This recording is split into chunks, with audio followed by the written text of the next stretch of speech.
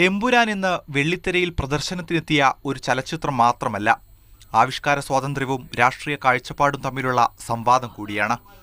Cinema re-edit ചെയ്യാൻ അണിയറ പ്രവർത്തകർ തയ്യാറായിട്ടും സംവിധായകൻ പൃഥ്വിരാജിനോടുള്ള നിലപാട് RSS മയപ്പെടുത്തിയിട്ടില്ല. പൗരത്വ നിയമ ഭേദഗതിക്കെതിരായ പ്രതിഷേധങ്ങളെ പൃഥ്വിരാജ് പിന്തുണച്ചതും സേവ് ലക്ഷദ്വീപ് ക്യാമ്പയിന്റെ ഭാഗമായതും RSS ഓർമ്മിപ്പിച്ചു. ചിത്രത്തിലെ സംഭാഷണങ്ങൾ ക്രൈസ്തവരെ ലക്ഷ്യമിടുന്നുവെന്നും RSS മുഖപത്രം ഓർഗനൈസർ വിമർശിച്ചു.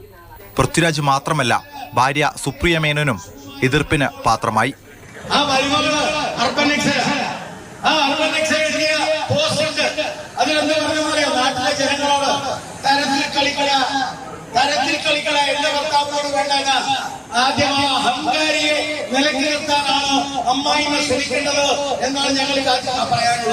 ആദ്യം പിന്തുണയുമായി വന്നവർ പോലും പിന്നീട് നിലപാട് മയപ്പെടുത്തി.